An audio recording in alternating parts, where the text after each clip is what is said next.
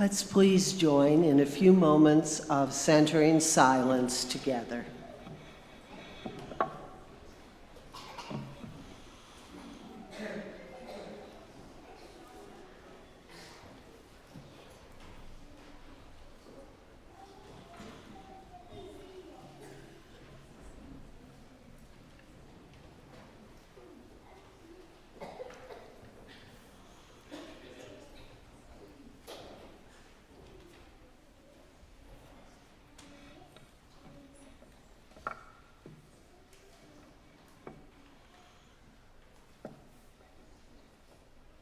Please remain seated as we sing our ingathering hymn, number 39, and the words appear in your order of service.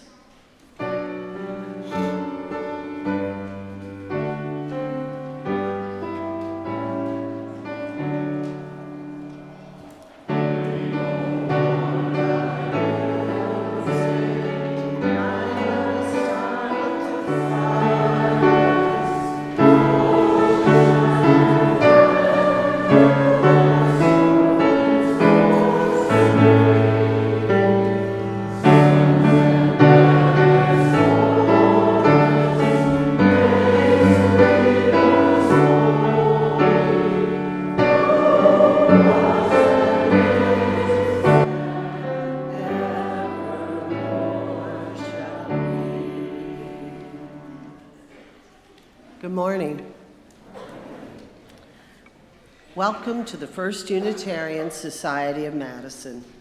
This is a community where curious seekers gather to explore spiritual, ethical, and social issues in an accepting and nurturing environment.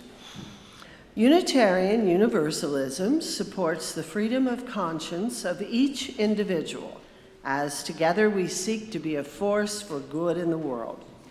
My name is Karen Rose Gredler, and on behalf of the congregation, I would like to extend a special welcome to visitors.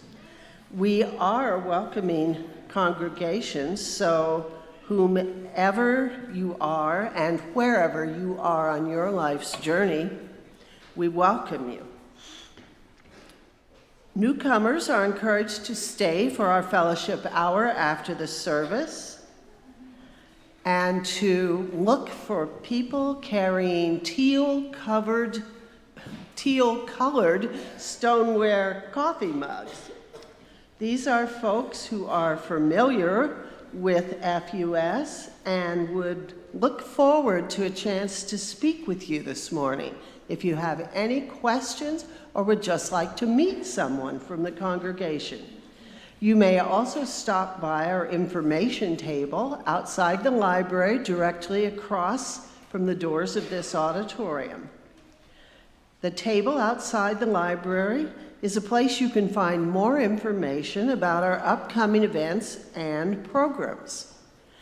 In this lively acoustical environment, it can be difficult for some in attendance to hear what's happening in our service.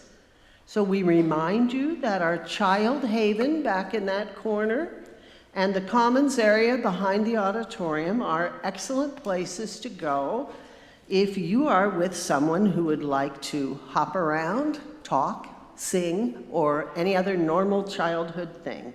The service can still be seen and heard well from those areas. We also have hearing assistance devices available, so please see one of our ushers if it seems that would be helpful to you. This would also be a great time to turn off any electronic devices that might disrupt the service.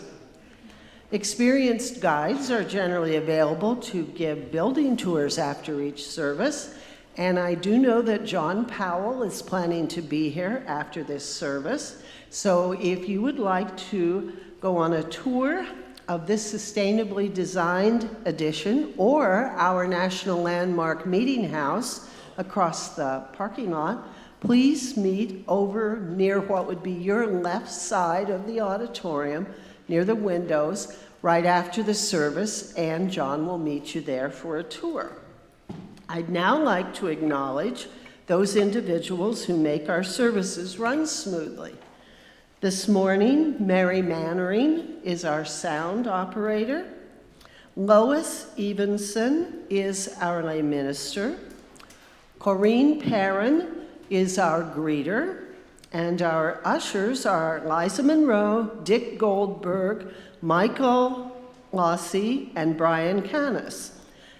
Making coffee is Nancy Cossett back in the kitchen. And as I said, John Powell is our tour guide.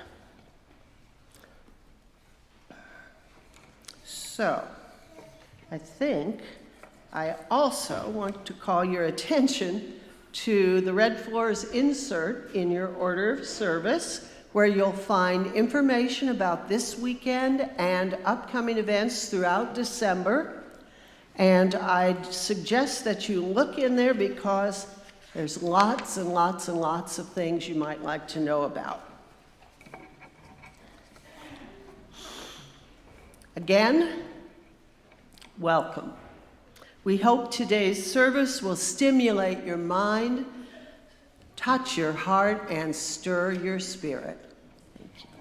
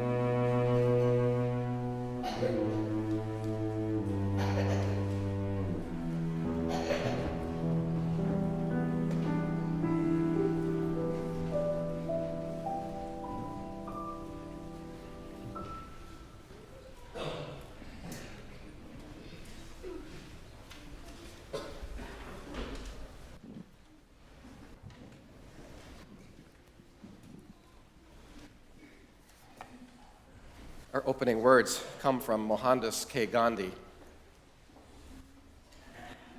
There is an undefinable, mysterious power that pervades everything. I feel it, although I do not see it. It is this unseen power which makes itself felt and yet defies all proof, because it is so unlike all that I perceive through my senses. It transcends the senses. I do dimly perceive that while everything around me is ever changing and ever dying, there is underlying all of this change a living power that is changeless, that holds all things together, that creates, dissolves, and recreates. And so I can see that in the midst of death, life persists. In the midst of untruth, truth persists. In the midst of darkness, light persists. And hence I gather that God is life, truth, and light. I invite you to rise for the lighting of our chalice.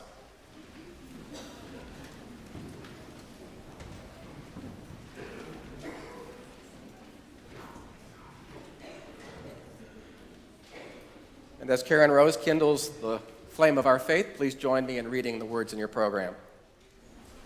May God, the mind that sees our faults, the tears that sting our wounds, the laugh that soothes our aches, and the love that redeems us all be illuminated by the light we kindle in this house of peace. And in the spirit of that love that redeems all, please turn to your neighbor and exchange with him or her a warm greeting.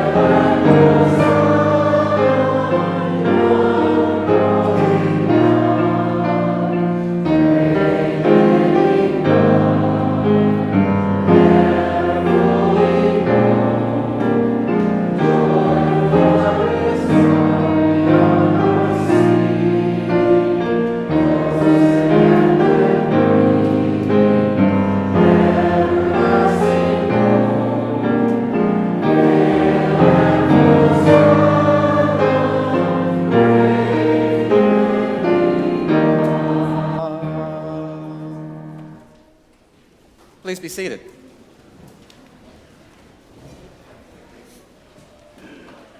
Okay, can I be joined up here by the kids?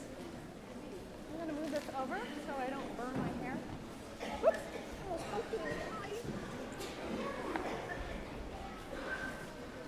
Come on up.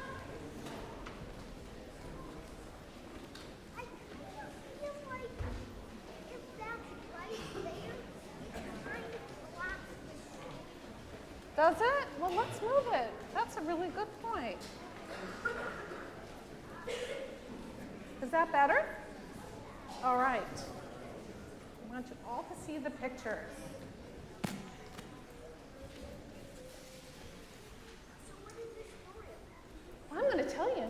I'm just going to give them a second to settle in, and then I'll tell you what the story is about, okay?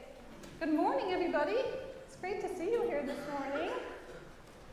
Today we're going to hear a story about a very big topic, and that topic is God. Throughout history and all over the world, people have had a lot of questions about God. They've wondered if God exists. If God does exist, they've wondered, what does God look like? If God exists, then what does she or he do? There's been lots and lots of questions and lots of different answers to all those different questions.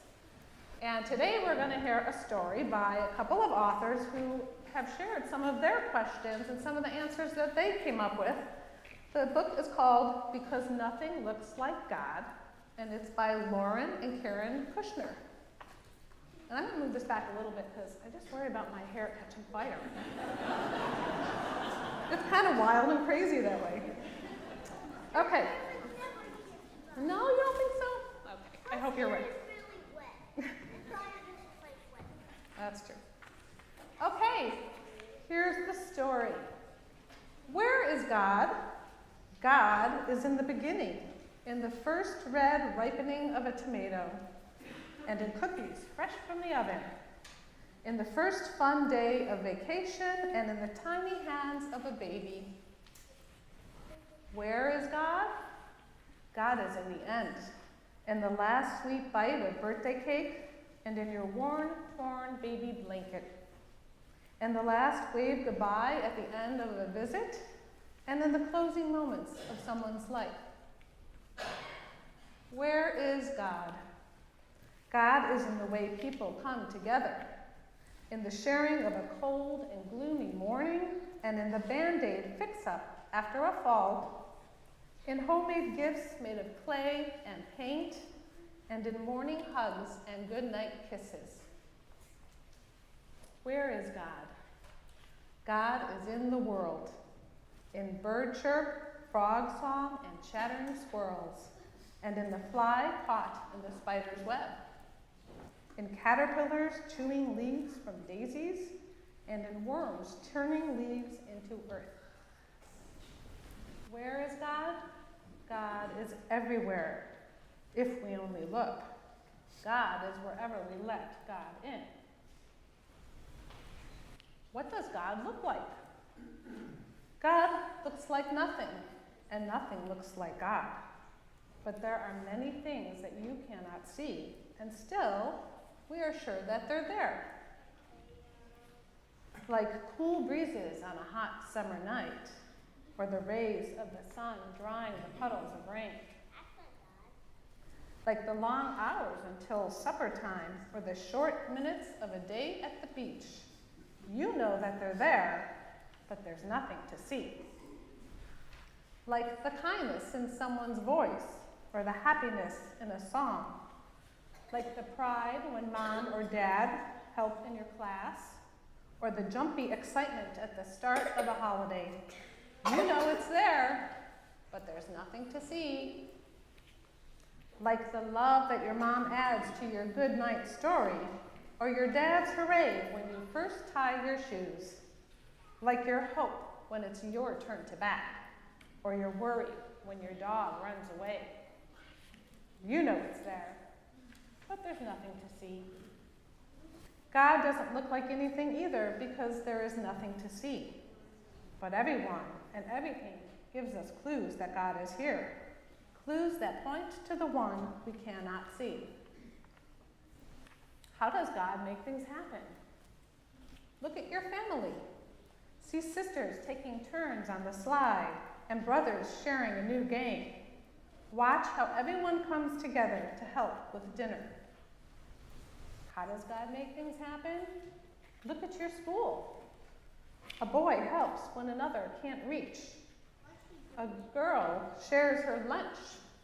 Watch how everyone shows the swings to a new friend.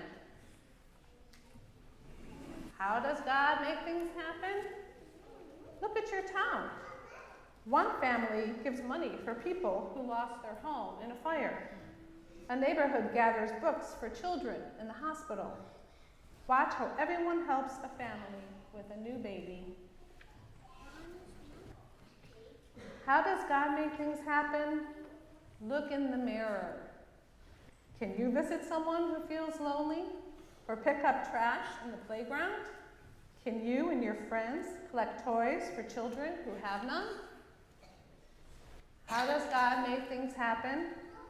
With little hands and big hands, with young hands and old hands, with your hands and your hands and your hands and your hands and all of your hands.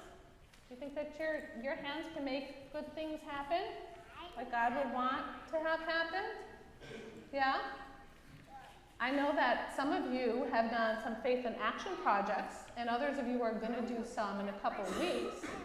And those are perfect examples of God working through your hands doing good things, because you're busy making food for people who need a meal and creating lunches of love for people who are staying at the Ronald McDonald House and all kinds of things. You got that now? You got it? Okay. All right. Great. Well, thank you for letting me share this story with you. Time to go to class now. Have fun.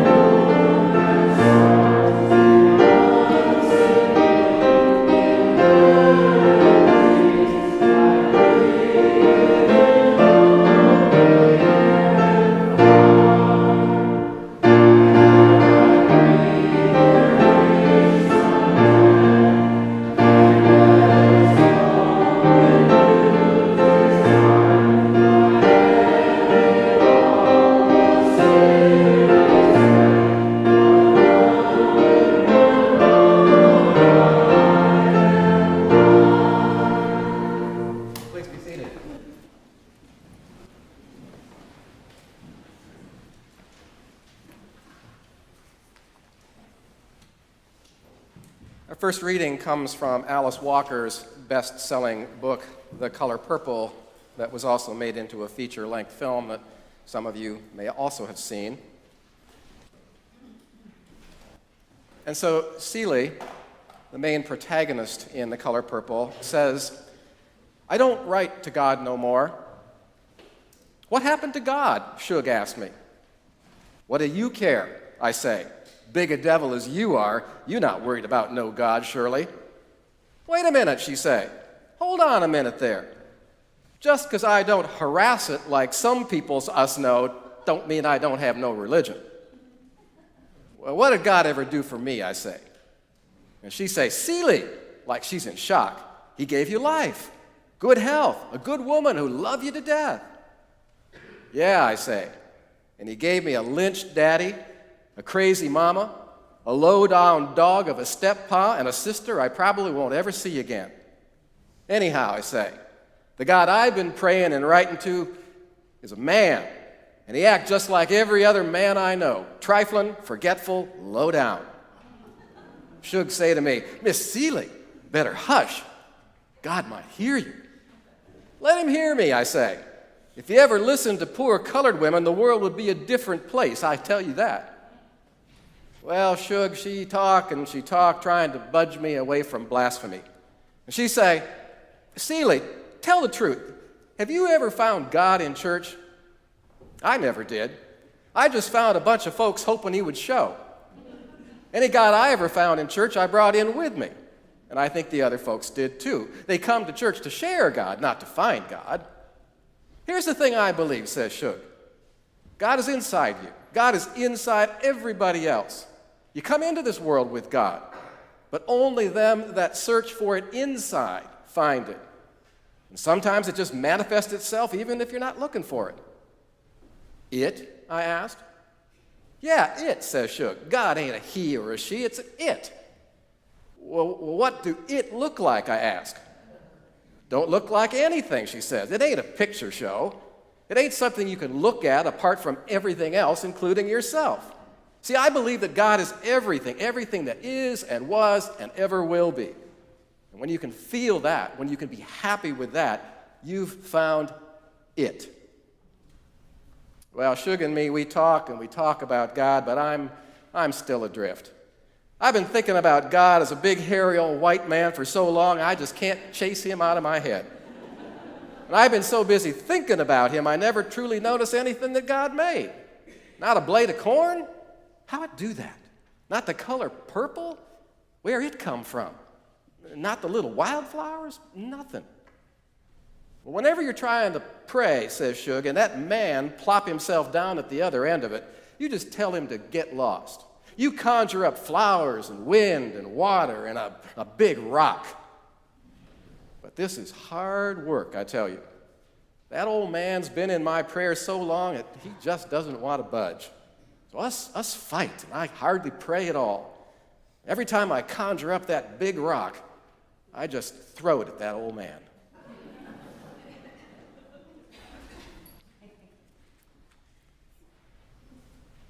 The second reading is from A.C. Grayling, who is a professor of philosophy at New College in London. There is a near universal assumption that God is a word that refers to something other than an idea, that its referent is something one can believe in and variously obey, fear, worship, praise, have a relationship with, and invoke to describe a wide variety of things, such as the origin of the universe, the intricacies of nature, the foundation of moral principles, the purpose of life, and so on. For religious people, the word God is typically invoked to denote the all-encompassing, unanswerable source of authority governing what people can think and say and eat and wear. The fact that different religions claim that their God or gods have different requirements in these respects, well, that should be evidence that religions are man-made and historically conditioned. But religious people think that this particular insight only applies to other people's religions and not their own. It seems then that everybody is an atheist about almost all gods.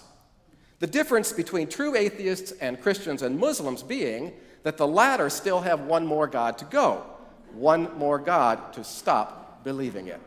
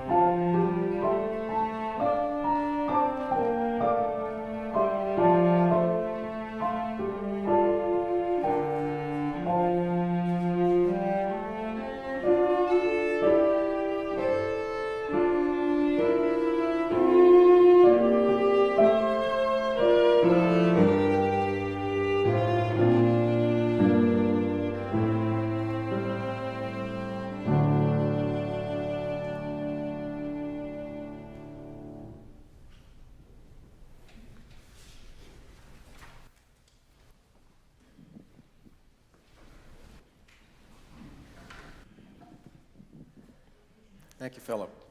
Thanks, Dan.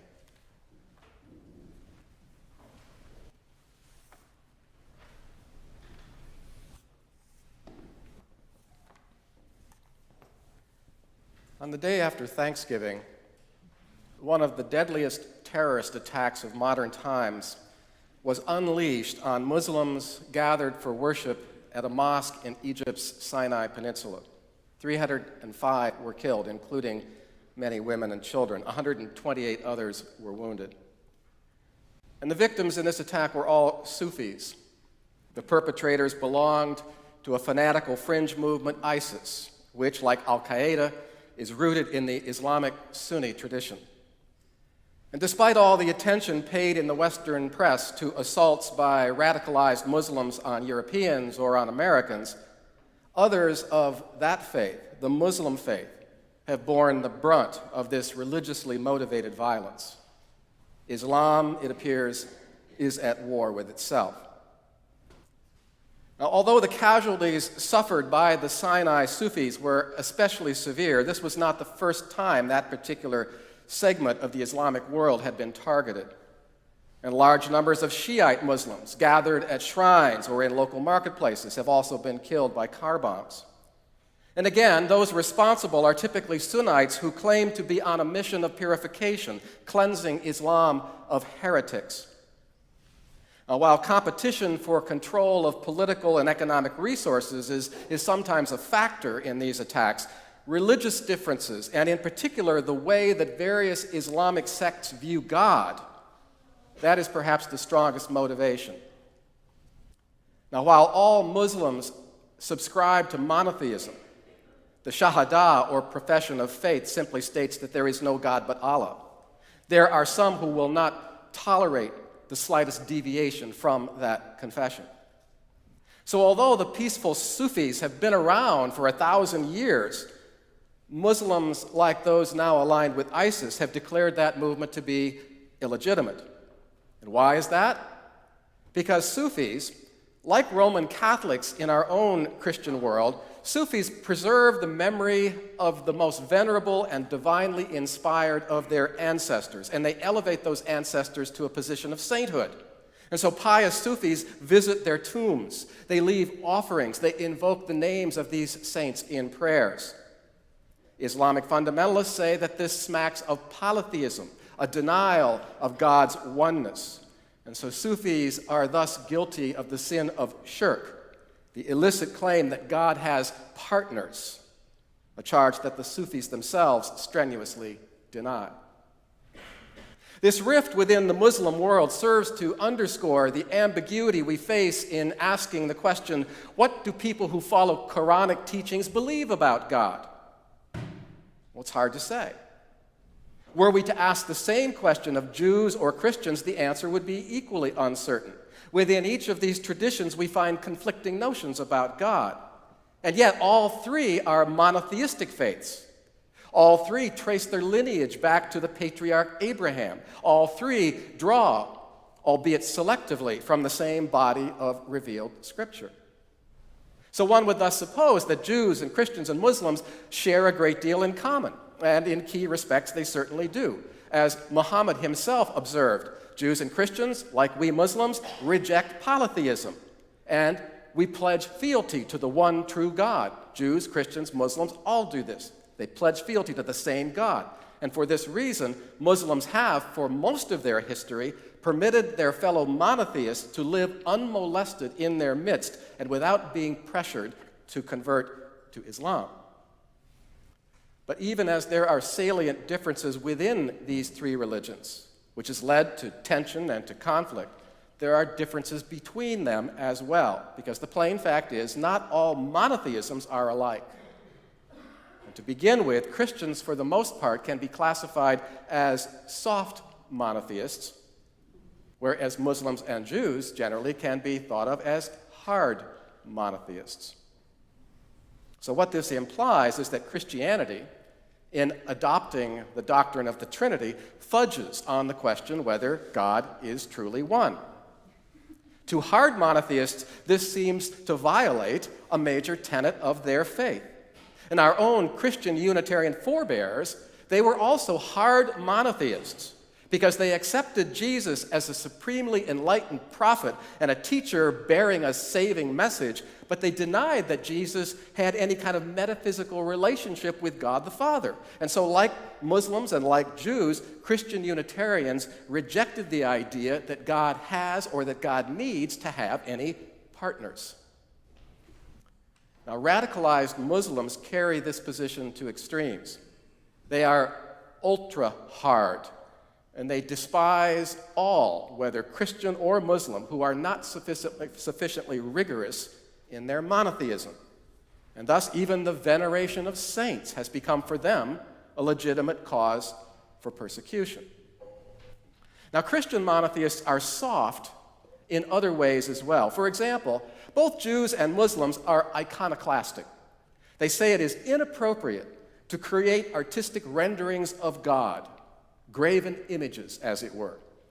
For Jews, even to spell out God's complete name is a violation of God's majesty and of his complete otherness. As Stephen Prothero writes, Jews leave out the vowels in writing God's name so as to not cause offense when the piece of paper that name is inscribed on is thrown away.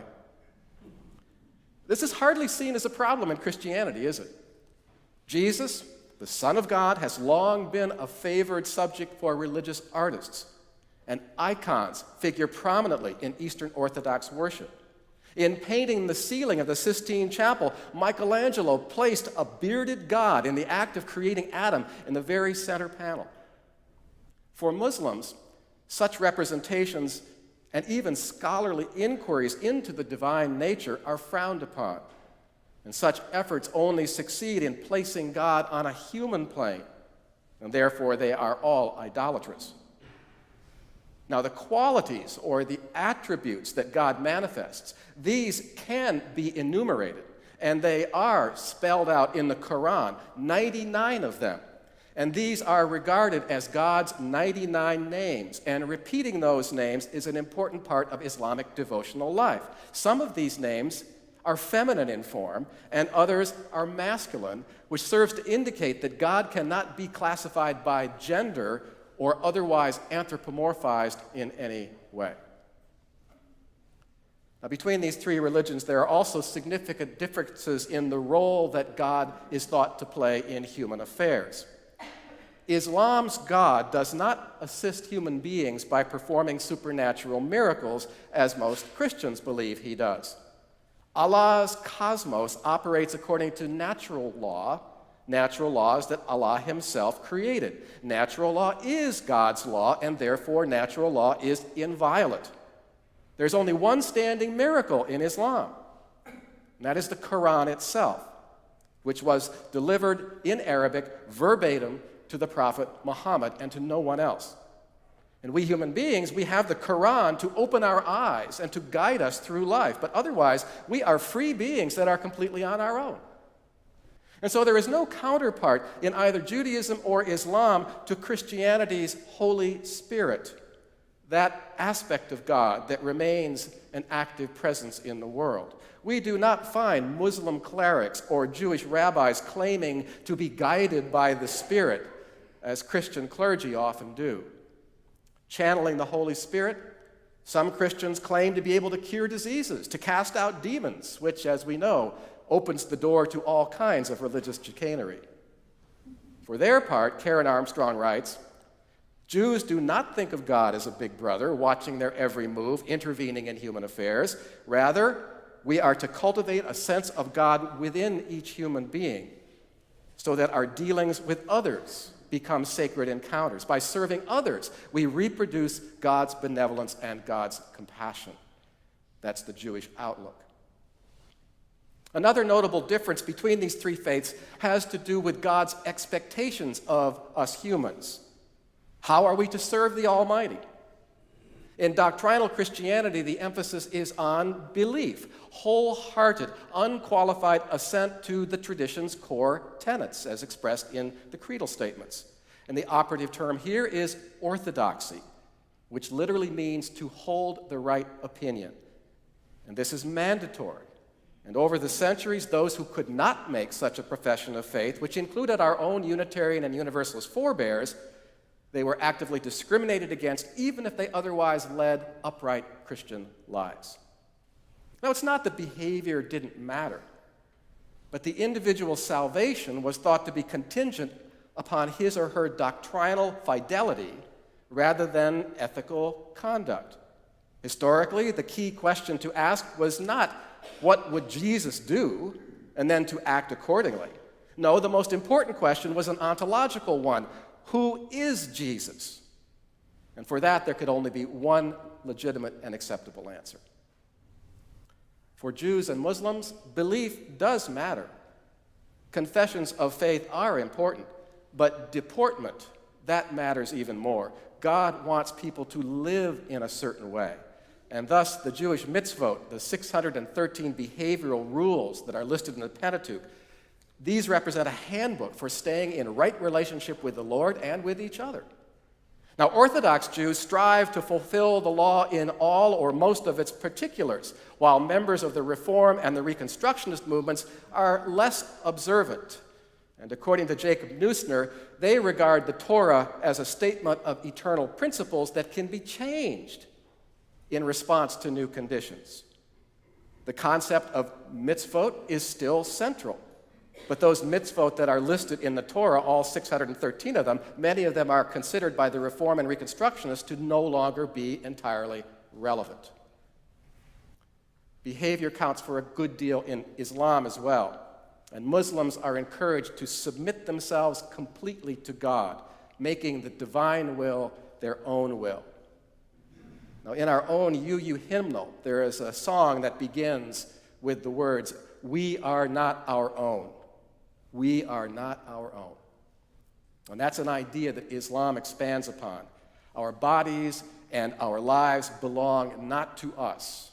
They belong to God who gave them to us in the first place. And thus, Muslims believe that we all owe a debt to God. The Arabic word is al-din, that we fulfill, that we cancel out that debt by investing our whole lives in the religious practices ordained by God in the Quran. According to the Muslim scholar Sayyid Hossein Nasr, religion provides concrete guidance so that men and women can live according to the will of God and thereby gain knowledge of his oneness and the manner in which all multiplicity is ultimately related to the one. Every act that a man or woman performs, every thought that he or she nurtures, every object that he or she makes must be related to God. And so religion in Islam is that reality that makes this nexus between the world we have in all of its aspects and God, makes that nexus possible.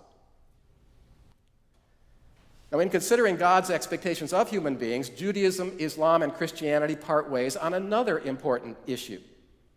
Historically, Christianity has cast suffering in a positive light. Because Christ's suffering was ultimately redemptive, we can expect that, if dedicated to God, our own suffering will also be looked upon with favor.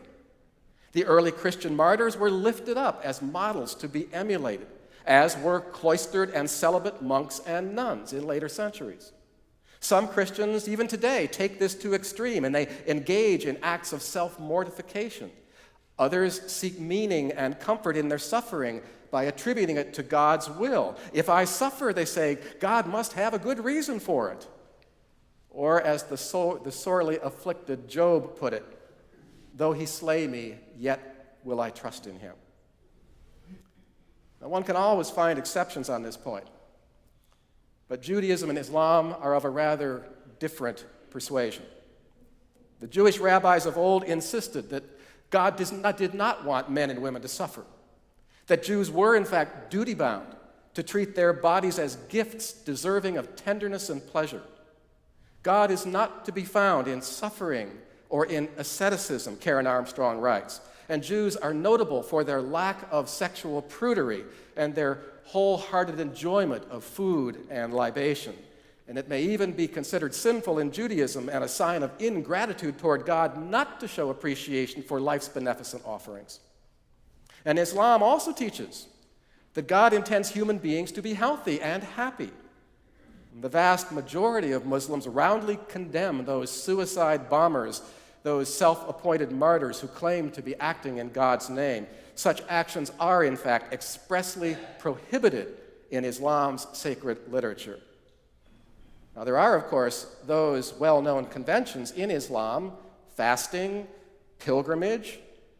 These would seem to entail hardship and discomfort, and these are incumbent upon all professing Muslims. But in Islam, individuals are excused from these rigors if their health does not permit it.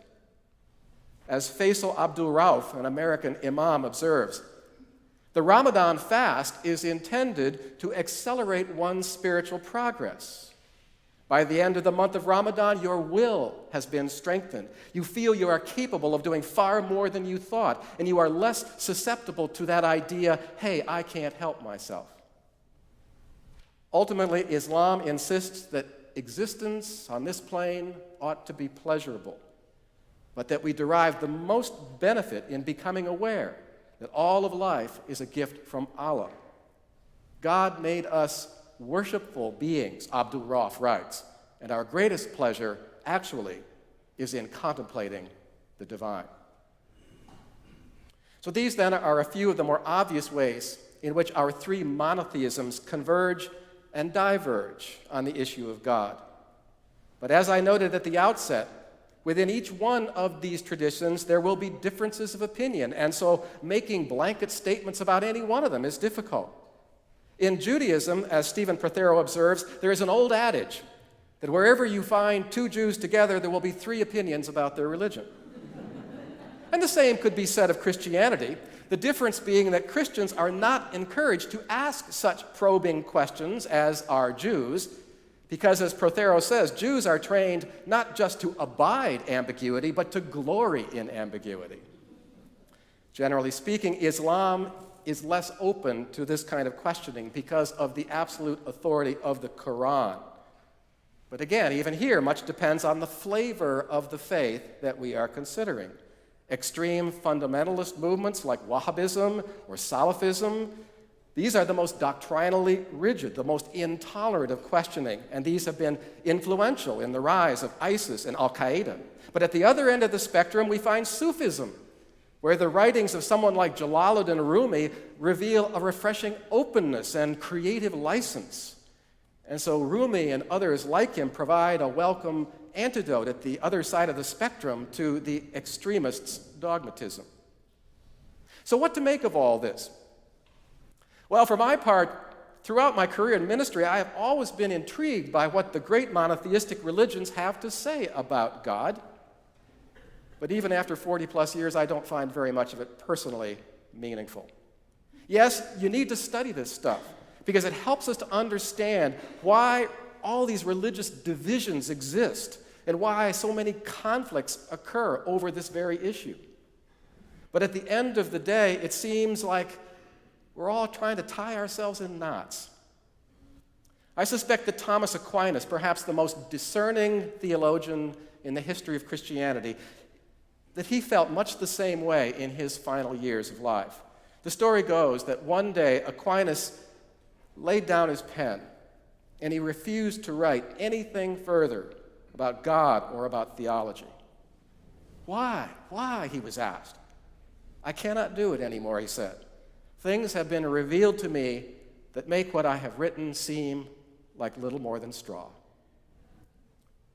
Now, perhaps Aquinas now knew what his rough contemporary Jalaluddin Rumi already did know, that if there is an ultimate reality, it lies completely beyond conceptual thought and is only accessible through some other perceptual faculty. Henry David Thoreau once wrote, "It is not when I am going to meet him, but when I am turning away and leaving him alone that I discover who God is." Or as Rumi put it 1,000 years ago, I am all orders of being, the circling galaxy, the evolutionary intelligence, the lift and the falling away, what is and what isn't. You who know, Jalaluddin, you, the one in all, say who I am. Say, I am you. Blessed be, and amen. And now it is time for the giving and receiving of our offering. And we invite you to give generously for the cause, NAMI of Dane County, that is identified in your program.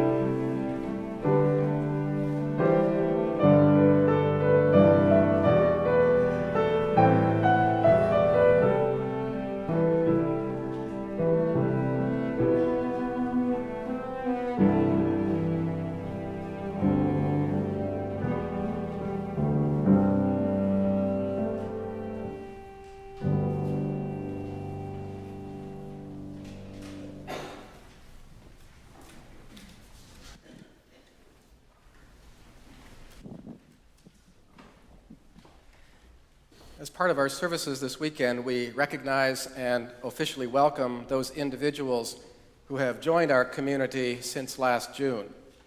Overall, 32 individuals have taken that step, and I know that at least one is in attendance at the 9 o'clock hour.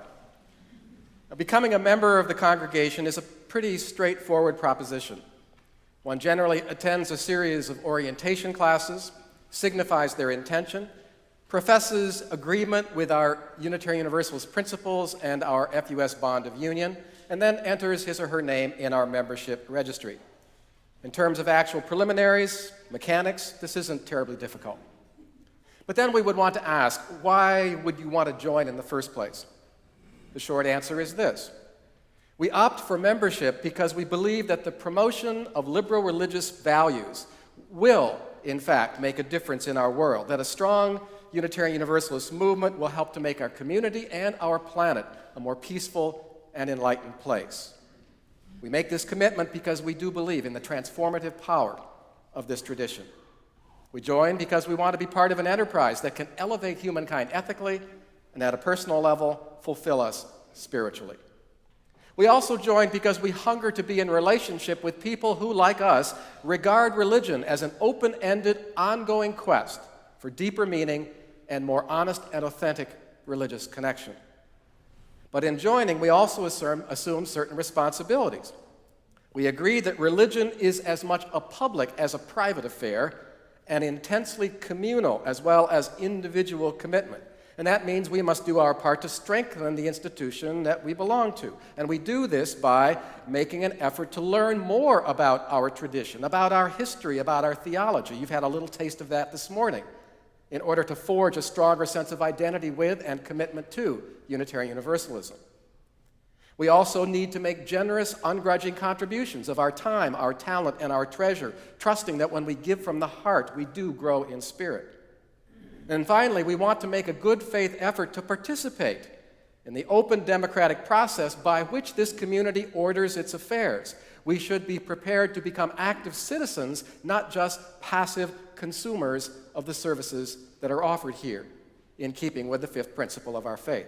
So this is not a casual commitment we ask people to make, and that is why we take the time today to lift up those who have taken this serious step. And Joe Kramer, president of the congregation, will now identify the person who said they would be here this morning, and perhaps any others who are here that did not necessarily tell us they were coming.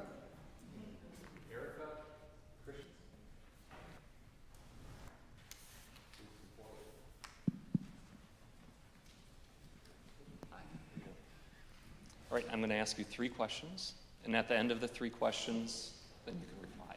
Okay. Do you accept the responsibilities and freedoms associated with membership in a Unitarian Universalist congregation? Do you pledge to support this religious community with your words, your time, and your substance? And are you willing to join the members of First Unitarian Society in a common quest for religious and spiritual understanding and for the common purpose of living reverent and compassionate lives? Excellent. Then, congregation, I have 2 questions for you, and hopefully you'll answer in the affirmative. Do you accept Erica into this community as companions in the spiritual journey? And do you pledge to rejoice with her in times of happiness, to grieve with her in times of sorrow, and to share with her all the blessings of our free faith? Now, if we all could say, the continuing bond of union, we, the members of the Unitarian Society, desiring a religious organization in the spirit of Jesus of Nazareth, which shall make integrity of life its first aim, and being thought free, associate ourselves together, and accept to our membership those of whatever theological opinion who wish to unite with us in the promotion of truth, righteousness, reverence, and charity among all. And now we invite Joe and me to extend the right hand of fellowship, a sign of welcome and complete belonging among us in our community. Welcome again. Let's give her a hand.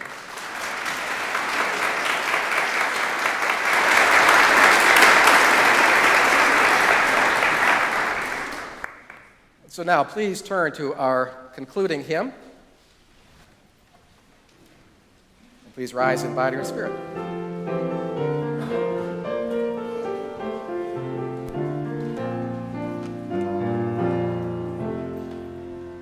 Down the ages we have traveled.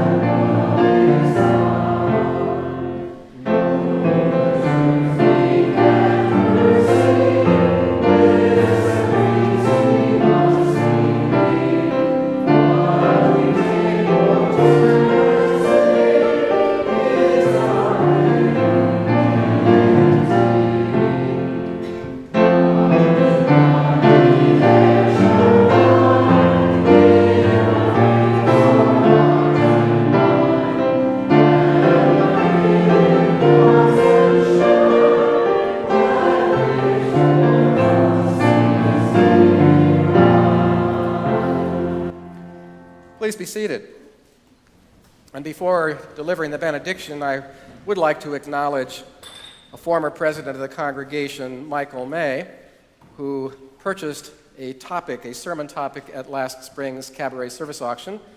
This was the topic today, and I suspect that Michael is going to be at our second service, probably still sleeping in after watching the Badgers play Ohio State last night. But in any case, this was one of those sermons that was a special request from one of our members. So we hope that he finds approval of it. And the other thing is that you will note on your program a visual tribute to our FUS community that will follow a brief postlude. And this visual tribute is the completion, it represents the completion of a lot of filming that was done in our community over the course of about a month's time. I think you will find it to be rather inspiring. So please remain in your seats while we show this particular piece of work. We conclude then the formal part of the service with Mary Oliver. The God of the dirt came up to me many times and said so many wise and delectable things. I lay on the grass listening to his dog voice and crow voice and frog voice. Now, he said, and now, and never once did he mention forever. Blessed be, and amen.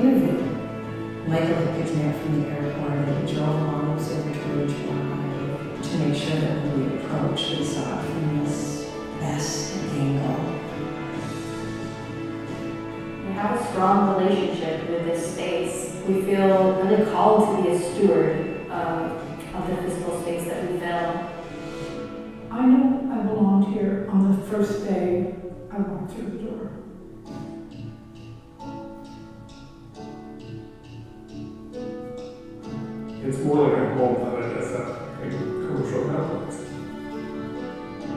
Virtually all of my relationships are here. 98%.